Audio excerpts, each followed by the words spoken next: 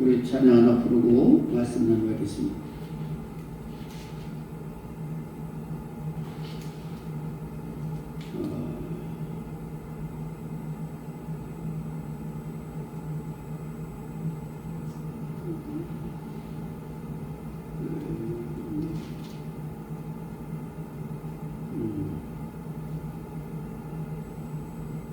찬송가 370장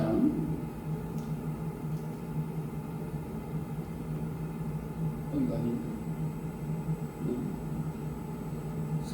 통일찬송 455장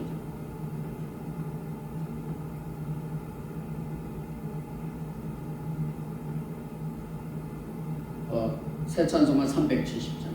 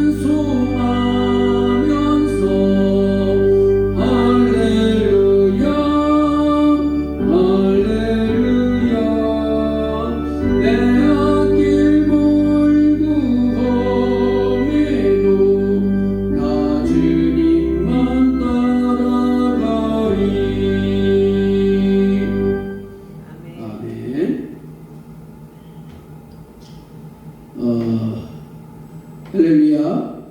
오늘은 우리 마가복음 4장 26절에서 32절까지 말씀을 가지고 씨와 같은 하나님의 나라라고 하는 제목으로 우리 말씀을 나누려고 합니다. 지금 세계 정세는 혼란한 가운데 있습니다. 그것은 의와 불법이 싸우고 진리와 비진리가 싸우고 있습니다. 또한 우파와 좌파 계열이 싸우고 있습니다. 악과 악이 더불어 싸우고 나라가 나라와 더불어서 싸우고 민족이 민족을 대적하는 이런 성경에 예언되어 있는 일들이 지금 세계 도처에서 일어나고 있습니다. 예수님께서는 이런 말세 현상을 말씀해 주고 계시면서 말세가 되면 부모와 자식 간에 자식이 부모를 죽이는데도 내어준다라고 얘기해 주고 있습니다. 그만큼 이 세상은 비진리와 비상식적인 일들이 일어날 것임을 예언해 주고 있는 겁니다. 우리나라 조선왕조 고종 황제를 끝으로 이승만 대통령에 의해서 새로운 대한민국이 건국되었습니다. 일본이 미국에 도전했던 일로 인해서 미국이 히로시마 원폭으로 인해서 일본 제국을 끝장내버렸습니다. 그 결과로 우리나라는 강복을 맞이하게 되었고, 이 강복을 맞이하게 된 것은 우리나라 자력으로 된 것이 아니라 미국에 의해서 어부지리로 강복을 맞이하게 된 겁니다. 우리가 3.1운동을 해서 우리가 독립된 게 아니에요. 3.1운동에도 일본을 이길 수가 없습니다. 그런데 미국이 원폭을 히로시마에 투하함으로 인해서 항복함으로 모든 것들이 다 이제는 회복이 된 겁니다. 그런데 그런 혼란을 틈타서 소련의 스탈린과 김일성이 대한민국을 공산국가로 만들기 위해서 친밀한 음모를 꾸몄습니다. 당시 무식한 국민들은 공산주의가 뭔지도 모르는 채 공산국가 되기를 찬성했던 숫자가 거의 70%가 넘는다고 얘기를 합니다. 그렇지만 공산주의가 어떤 존재인지를 잘 아는 이승만 대통령은 이런 공산주의 모략을 물리치고 대한민국을 건국하기에 이르게 된 겁니다. 좌파들이 좋아하는 김구 선생은 남한과 북한을 한 민족으로 통일하려고 했었지만은 그의 생각은 대단히 착각이었습니다.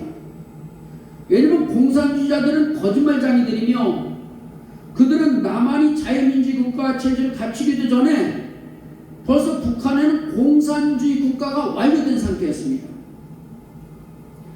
그래서 민족 통일을 위해서, 나라 통일을 위해서 김구 선생이 북한의 김일성을 만나러 갔지만은 가서 보니까 벌써 북한은 체제가 완전히 공산화가 다 되어 있었습니다. 그래서 북한의 체제를 보고 남한의 상황을 볼 때에 남한은 절대 북한이 이길 수가 없다 생각해서 남한 정부를 세우려고 하는, 남쪽에 대한민국 건국을 하려고 하는 이승만 대통령의 건국을 이제 반대하고 나선 겁니다.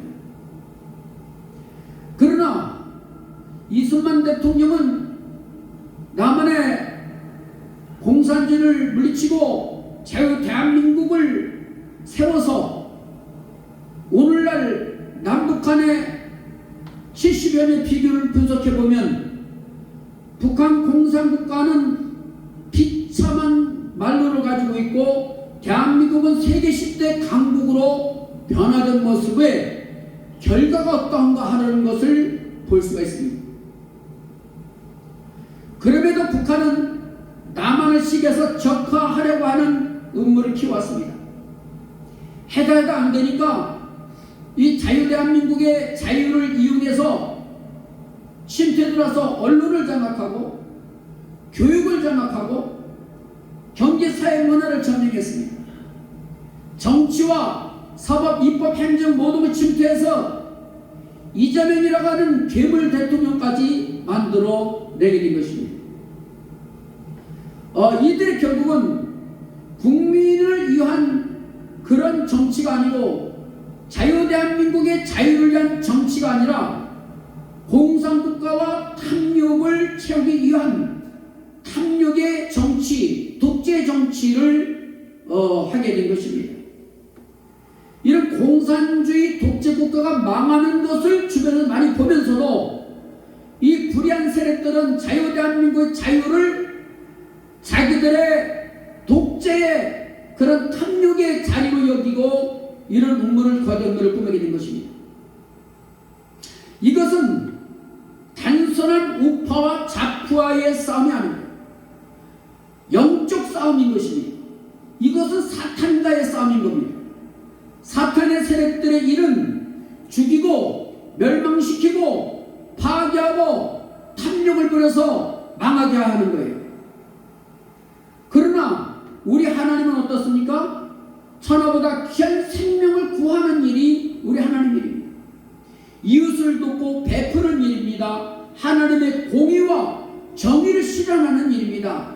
하나님의 주신 그런 법칙에 따라서 윤리와 도덕, 사랑과 헌신과 이런 나눔 속에서 나아가는 것이 바로 자유민주주의의 국가의 토대이고 하나님 기뻐하는 정치라고 볼 수가 있습니다. 그런데 지금 공산당들은 우리나라 전통 역사를 절대 가르치지 않습니다. 이 공산주의자들은, 종북 좌파들은 절대 대한민국 뿌리를, 이어왔던 뿌리를 인정하지 않습니다. 대한민국 뿌리를 공산주의자 기본보기를 주장하고 간접 신용보기를 추종하는 것이 종북 좌파들의 뿌리이고 사상으로 볼 수 있습니다. 우리나라가 원래 공산국가였다는 것을 억지로 만들려고 하는 시도라고 하는 겁니다. 그래서 제주 4.3 사건이나 또 거제도의 여러 가지 일들, 여수 반란 사건 이런 것들이 공산주의자들이 정통인 것처럼, 그리고 자유민주주의를 위해 싸운 사람들이 역적인 것처럼 그렇게 역사를 조작하고 그런 정통성을 부정하고 바꾸고 있는 것입니다. 이 세상은 이게 땅을 빼앗고 영적 체계를 바꾸려고 하는 사탄의 세력들이 얼마나 도전하고 있는가 하는 것을 우리는 보고 있는 것입니다. 물론 믿지 않는 사람들은 이런 영적 세계에 관해서 이해하지 못합니다. 그래서 우리는 진리를 지키며 악한 영의 세력과 싸움을 해야 되는 거예요.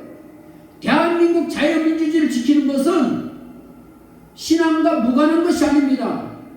교회와 무관한 것이 아니에요. 이 어둠의 세력들은 정권을 잡으면 분명히 교회를 파괴합니다.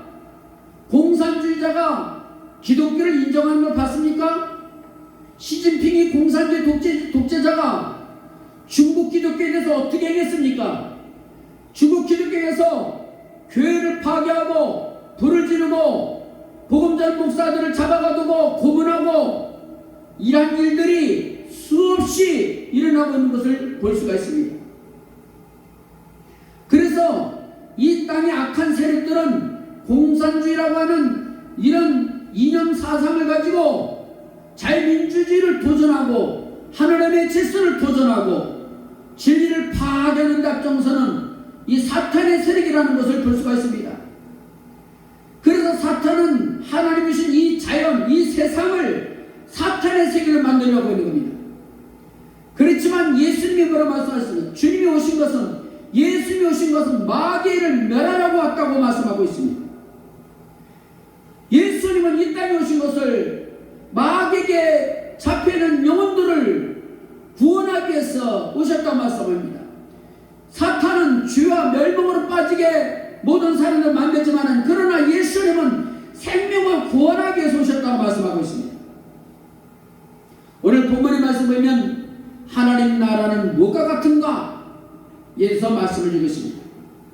예수님께서는 호숫가에서 제자들과 사람들에게 씨 뿌리는 자의 비유에 대해서 말씀을 주고 있습니다.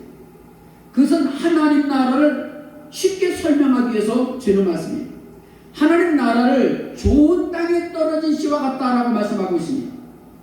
좋은 땅에 씨가 떨어짐으로써 어떠냐? 많은 열매를 거두게 된다는 것이에요. 그리고 말씀 보면 또 등불에 대한 이야기를 주셨습니다.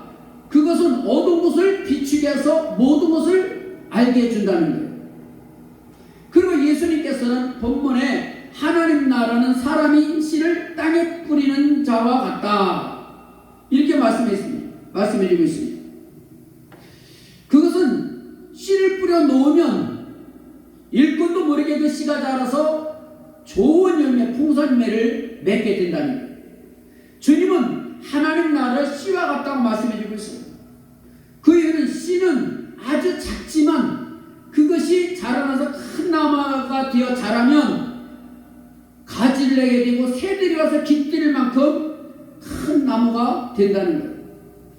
예수님이 주신 공통적인 의미가 무엇입니까? 그것은 하나님 나라를 말씀해 주고 있고 그 씨앗입니다. 그 씨앗의 결과를 말씀해 주고 있는 거예요. 그럼 첫째로 하나님 나라는 왜 땅에 씨를 뿌린 것 같은가 하는 겁니다. 씨라고 하는 것은 작은 알갱이입니다. 그러나 씨에게는 보이지 않는 현상이 있어요. 그 현상은 당장 눈앞에 보이지 않습니다. 그냥 씨 알갱이 하나만 보이지 그 씨 속에는 형상이 들어있어요. 그 씨가 자라서 열매를 맺는 것을 볼 때에 그 형체는 씨 알갱이 같지 않습니다. 전혀 다른 모습으로 그것이 나오게 되는 거예요. 또 어떻게 변화되는지 또 어떻게 자라가는가 하는 것에 대해서는 인간의 눈에 띄지도 않습니다. 잠자고 나면 달라져 있고 잠자고 나면 달라져 있고 그런 거예요. 저 본문의 말씀에 저는 의미는 하나님 나라는 인간의 눈에 보이지 않게 자란다고 하는 것을 말씀해 주고 있습니다. 결과는 보이지만 하나님은 보이지 않는 곳에서 역사하심을 말씀해 주고 있는 거예요. 식물이 자라는 것은 사람이 자라게 하는 것이 아니에요. 사람은 땅에 씨를 뿌리기만 하지만 자라게 하시는 것은 하나님의 역사인 거예요. 그렇습니다. 씨를 뿌리는 자는 씨를 뿌리는 거지 성장하는 것까지 간섭할 수가 없습니다. 왜냐하면 자라게 하시는 것은 하나님의 일이기 때문에 그렇습니다. 우리는 이 세상에서 복음의 씨를 뿌리는 자가 됩니다. 어느 때든지 어떤 상황이든지 우리는 항상 복음의 씨를 뿌려야 됩니다. 자라게 하시는 것은 하나님이 역사하시기 때문에 우리는 그가 믿든지 안 믿든지 우리는 복음의 씨앗을 뿌리는 삶을 살아야 되는 겁니다. 복음의 씨를 뿌리면 누가 어떻게 예수님을 믿을지 모릅니다. 그 복음의 씨앗이 생명의 씨앗이 되어서 하나님의 자라게 하시고 좋은 열매를 맺게 해주신다는 거예요. 그리고 둘째로 씨를 뿌리는 자는 뭐 해야 되냐? 기다려야 된다는 겁니다. 말씀에 보면 사람이 씨를 뿌렸습니다. 그리 주신 말씀이 무엇입니까? 그가 밤낮 자고 깨고 하는 중에 씨가 자라되 이렇게 말합니다. 어떻게 되는지 그리 되는지 알지 못하니라. 그렇습니다. 뿌린 씨앗이 어떻게 자라는지는 보이지 않습니다. 그러나 때가 되면 어때요? 점점 자라납니다. 언제 그렇게 되는지 언제 이렇게 자라는지 보이지 않습니다. 그렇기 때문에 씨를 뿌리는 자는 그것이 성장하기까지 기다린다는 거예요. 자라기까지 기다려야 된다는 거예요. 기다리지 못하기 때문에 이단 사입이 되는 사람들이 많이 있어요. 엉뚱한 말을 하고 또 자기가 어떤 해석을 엉뚱하게 해석해서 많은 사람들을 잘못되게 하는 경우도 있습니다. 말씀도 순서를 말씀해 주고 있습니다. 28절에 보니까 땅이 스스로 열매를 맺되 처음에는 싹이요 다음에는 이삭이요 그 다음에는 충실한 곡식이라 이렇게 말합니다. 과정이 있다는 걸 얘기해 주고 있는 겁니다. 과정이 이룰 때까지 뭐 해야 된다? 기다려야 된다는 거예요. 하나님의 때를 기다려야 됨을 말씀해 주고 있습니다. 에레미야 3장 26절에 보면은 사람이 여호와의 구원을 바라고 잠잠히 기다림이 좋도다 라고 말씀해 주고 있습니다. 구원을 바라고 잠잠히 기다림이 좋도다.